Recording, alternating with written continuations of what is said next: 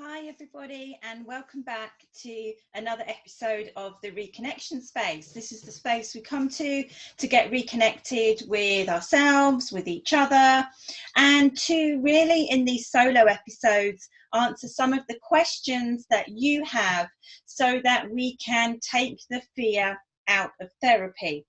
And a question that was sent in by one of my members is for someone who hasn't made that step yet to have therapy and certainly hasn't experienced compassion focused therapy or coaching, and she's asking what happens in that very first session. So I thought, what a great question. Let's answer that.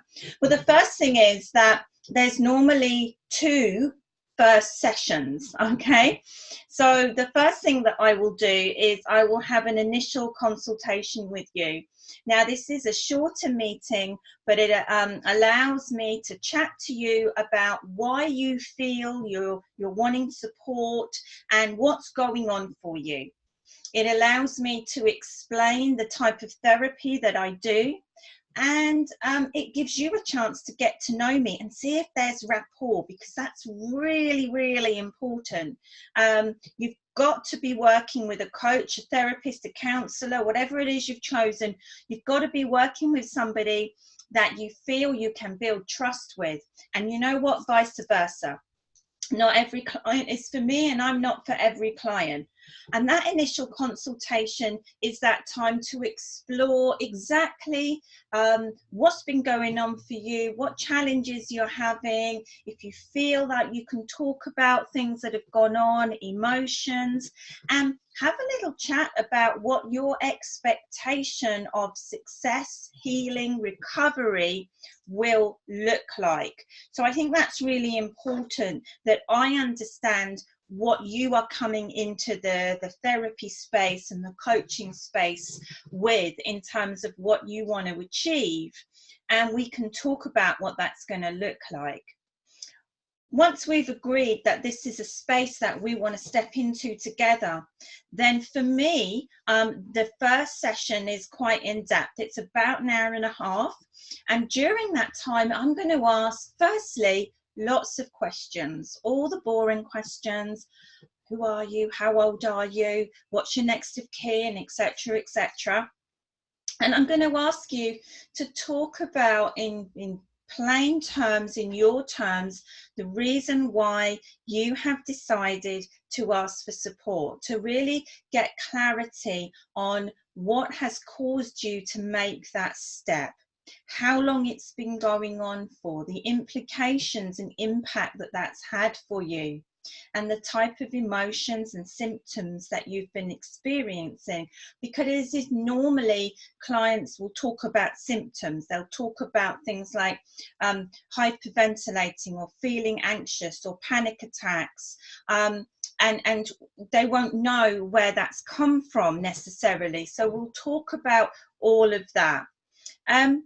And we're going to start really, really gently. In compassion-led therapy, the whole process is about allowing you to feel compassion towards yourself.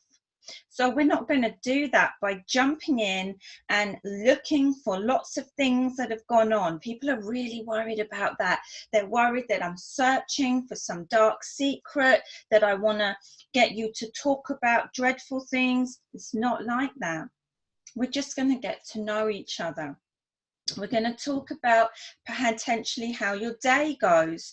So you can tell me, you know, what happens from when you get up in the morning, and what parts of the day are particularly good for you, if there's any pattern of habits. We're also going to learn some very fundamental tools of therapy. So I'm going to teach you the mindfulness breathing, really, really simple, safe, very present, and you're going to learn how to do the mindfulness breathing that's going to be part of our session. And everything that we do in the therapy sessions ongoing is taken at your own pace. I am never going to put you in a position where I'm going to manufacture a particular memory. So the other thing that people worry about with mindfulness is the fact that we do some timeline work, and timeline work allows you to access memories and go to memories that you've had, and allows you to revisit those memories. And they worry that that's going to be really emotional, that they're going to feel completely out of control. I know that they have images of these stage hypnotists getting people to do these crazy things, and it is so not like that. Firstly, mindfulness practice is not hypnotherapy and it's not hypnoanalysis, although I've been told the techniques are quite similar. It is a way of allowing you to breathe and actually feel very present and in control, and to understand that you can choose what you think and choose what you feel, and to understand that you can go to the memory, but you don't have to experience being in that memory again. You can watch, you can observe, you can discuss the emotions that you felt and the impact that that had on you at the time. When we first do this work, again, I never prompt for a memory. I just allow the memories to come through. Your brain knows what it's searching for. And I would say with nearly 99% of my clients, the first memory they bring up is just a random memory from previous, where they've been quite happy, quite satisfied, feeling quite safe. And that's okay. And the reason that you get that experience normally is that's your brain saying, I'm only going to let you deal with what you're ready to deal with. And here's my way of building trust. So that's a lovely first experience. We might get you to talk about things and explain how that's being processed in the brain. So there's a mixture of mindfulness practice, of you talking about what's been going on for you and your experiences.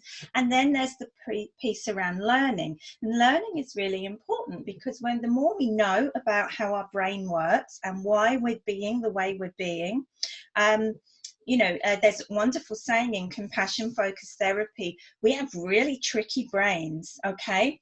And we have a brain that's evolved and given us wonderful, wonderful capabilities, but it has also got the ability to create some real problems, heaven and hell situation going on.